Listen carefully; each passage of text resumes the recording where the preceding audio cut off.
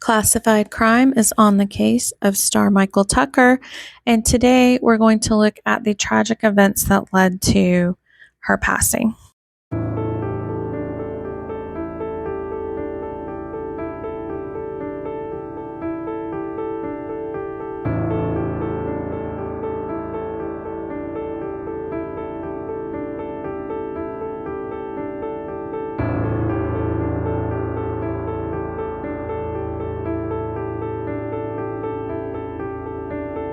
This is Starmichael Tucker, a beautiful 30-year-old woman who accomplished so much in only 3 decades. She became a college graduate from Florida A&M University, a nurse, a member of the U.S. Air Force, and a mother. Her life was tragically cut far too short in January of 2025 when a man she had been dating for a short time allegedly took her life. Let's look into the details of her case and also celebrate the impressive life that she lived. Starmichael was born August 18th of 1994 and moved to Florida from California. She attended FAMU and was a member of the volleyball team, and she graduated with a nursing degree. This article was published on January 3rd. It was written by Haley Samples, and the title was Escambia County Victim Was a Mother Served in the Air Force. And it said that family identified the victim in the Thursday night fatal incident in Escambia County as 30-year-old Star Tucker. Tucker, originally from California, graduated from Florida A&M University with a nursing degree, and she then served in the Air Force and had been working in Pensacola.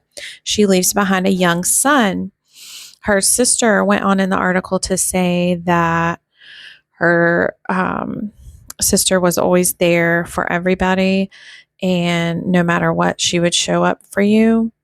She also said that the boyfriend that's alleged to have done this seemed sweet and innocent and didn't really give off any red flags, but that she will be seeking justice for her sister. This is the arrest report from January 7th, 2025 from Escambia County. And you can see the charges here. I've redacted the M word. I'm just going to call it M so I don't get flagged. But it says on January 2nd, 2025, at Escambia County, Florida, Charles Jerome Carson Dowdy did knowingly and intentionally commit the offense of M in the second degree by his girlfriend, Starmichael Tucker, striking her multiple times and running her over with her vehicle several times, thus taking her life of Starmichael Tucker. The facts and circumstances are as follows. On January 2nd, Escambia County patrol deputies responded to the area of her address in reference to a victim. Upon arrival to the area, deputies observed a black female later identified to be victim Starmichael Tucker in the parking lot in front of Building 7 with severe injuries along with apparent wounds. And you can see GS wounds. Victim Tucker was transported to Sacred Heart Hospital where she was later pronounced to be passed away. At this time, Investigator Crawford and other investigators of the Major Crimes Unit arrived at the scene to assume the investigation. I observed a large quantity of blood in the parking lot in front of Building 7, where victim Starmichael Tucker was initially located. I also observed multiple items of personal property, including a light-colored backpack, black house shoes, multiple spent shell casings, 9mm, and live rounds in the parking lot. There was also a quantity of spent shell casings near the entrance of victim Tucker's apartment. I then contacted witnesses who patrol deputies identified, and they provided the following recorded statements. The witnesses stated they heard a loud disturbance followed by several GS in the apartment complex. The witnesses advised that they observed victim Tucker lying in the parking lot and stated they observed the male multiple times at her. The witnesses said the male then entered a dark colored SUV, later identified to be a gray Jeep Cherokee belonging to victim Tucker, and the male proceeded to run her over with her vehicle several times. They advised the suspect then left the scene in the victim's vehicle, and it gives the vehicle details. The witness described the male as a black male with an athletic build wearing dark clothing and stated they had not seen him before this incident. Information was then received that victim Tucker's boyfriend, identified to be suspect Charles Jerome Carson Dowdy, date of birth 12/7/94, contacted the father of victim Tucker's child via text message, which stated that victim Tucker Star was gone and that he didn't want to talk about what happened. Using investigative techniques, I determined that victim Tucker's vehicle was traveling westbound along the interstate into Alabama. While on scene, dispatch advised investigators that a caller contacted 911 and said he believed he knew where suspect Carson Dowdy was. A recorded phone call was made to the witness, who provided the following statement. The witness stated that he heard about the incident and recognized the apartment complex as he previously worked with suspect Carson Dowdy and frequently dropped him off at victim Tucker's residence. The witness advised he texted suspect Carson Dowdy and asked if he was okay, and suspect Carson Dowdy responded not at all. The witness said he quickly called suspect Carson Dowdy and suspect Carson Dowdy said he was with victim Tucker and everything was good. And then some rage broke out. I'm sorry, I skipped a line. He said he could not process this right now and that he shot victim Tucker like 16 times. He stated that he was with victim Tucker and everything was good, and then some rage broke out and he multiple times. The witness advised that suspect Carson Dowdy told him he was underneath one of the bridges headed into Mobile. They offered to three-way call suspect Carson Dowdy to try and gather additional information regarding his whereabouts, at which point the witness called suspect Carson Dowdy and a recorded conversation ensued. The witness told suspect Carson Dowdy that he had reserved a hotel room for him and asked if he needed an Uber. Suspect Carson Dowdy said he was paranoid and had already contacted his brother to pick him up. The suspect said he was waiting for a tire technician to arrive at his location due to a flat tire on the vehicle. The witness attempted to reason with suspect Carson Dowdy and suggested he turn himself into law enforcement, and suspect Carson Dowdy stated that he was scared. Suspect Carson Dowdy then asked the witness for money or bread because he had none. Suspect Carson Dowdy ended the conversation by saying that his brother was calling him.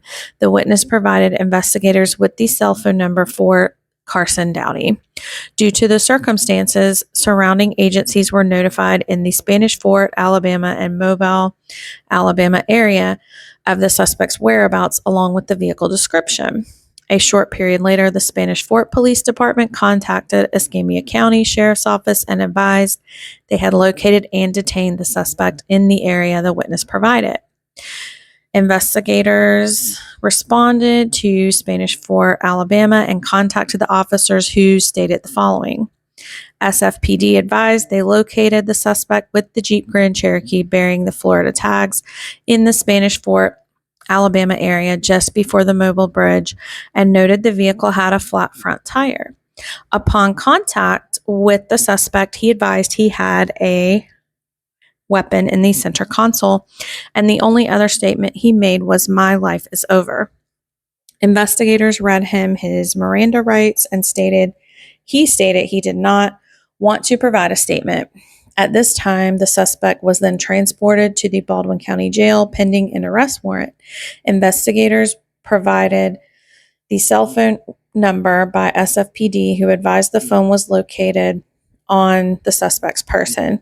The Jeep Grand Cherokee was seized and transported back to the Escambia County Sheriff's Office pending a search warrant. I sought and obtained a residential search warrant for the apartment, which was signed by the Honorable Judge Nobles and executed immediately. Inside the apartment, a blue duffel bag was located in the master bedroom, which contained male clothing and a loaded magazine with a quantity of 9mm rounds. Due to the above circumstances, it is reasonable to believe that the suspect took the life of the victim, thereby committing in the second degree, and a warrant affidavit will be submitted for judicial review. No bond pending first appearance. And then it just shows some signatures. Now, obviously, all of these crimes are alleged, but the suspect was recently indicted by a federal grand jury and has pled not guilty. So I will continue to follow this case. Obviously, this young woman was going places and had a family and people who cared about her, and she did not deserve this. And this person that did this horrible thing, she needs justice for this crime that was committed, and her family needs justice, especially her young son. There's no reason to take a life like this, no matter what disagreement you might have had with a person. And the fact that there was cyber stalking possibly involved means she might have been trying to get away from him. That's just me speculating, but that he wouldn't leave her alone. He sounded like he acted very strange afterwards, and something is just not adding up. I do want to continue to follow this case and share updates with you because I feel like her life was important and she was shining a bright light in this world, and someone extinguished it for selfish reasons and didn't think about her child or her future. They only thought about themselves. So I will continue to follow this, and I know this is a tough situation to hear because it is extremely just extremely tragic and sad. But I do want to thank you for watching, and I do want to keep this story. I do want to keep this story updated so that we can continue to look for justice for Star Tucker. So thank you so much for watching.